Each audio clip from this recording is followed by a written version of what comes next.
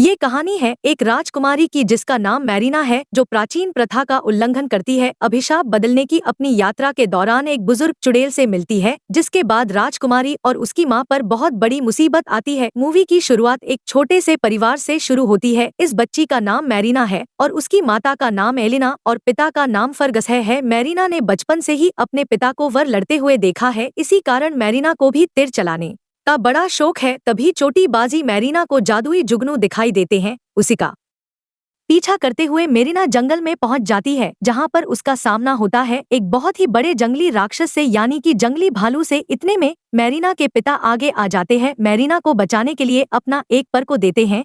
कहानी कुछ साल आगे बढ़ती है और अब मैरीना बड़ी हो चुकी है। उसकी 3 छोटे छोटे भाई भी है। मैरीना को पूरे समय सिखाया जाता है कि उसको एक राजकुमारी के जैसा रहना है, लेकिन मैरीना को ये जिंदगी पसंद नहीं थी। मैरीना लड़कों की तरह घूमना चाहती है, खेलना चाहती है और हमेशा जंगल में रहना चाहती है, मोगली की तरह। एक रात जब सभी खाना खाने बैठे तो एक शाही पत्र आता है। इस शाही पत्र में लिखा था कि अलग अलग राज्य से राजा आएंगे। जिसके बाद मैरीना ने पूछा, आखिर इतने सारे राजा हमारे राज्य में क्यों आ रहे हैं? तब एलिना अपने पति को कहती है कि अपनी बेटी को बताओ कि आखिर बात क्या है। मैरीना को पता चलता है कि उसका स्वयंवर होने वाला है, उससे शादी करने के लिए कई राज्य के राजा आ रहे हैं और राजकुमार मैरीना का दिल जीतेंगे। ये बात सुनकर मैरीना बहुत गुस्से में आ जाती है। जिसके बाद एलिना अपनी बेटी मैरीना के पास आती है और एक कहानी सुनाती है। एलिना मैरीना को कहती है कि बहुत सालों पहले 4 राजा हुआ करते थे। उन चारों राजाओं में से एक राजा चाहता था कि उसके पास 10 इंसान जितनी शक्ति हो और वो सबसे बड़ा और ताकतवर राजा बने, और वो खुद पे एक जादू करवाया। जिसके बाद राजा अपने परिवार से अलग हो गया और सभी से दूर रहने लगा। लेकिन इस कहानी से मैरीना से कोई लेना देना नहीं था, इसी कारण मैरीना और नाराज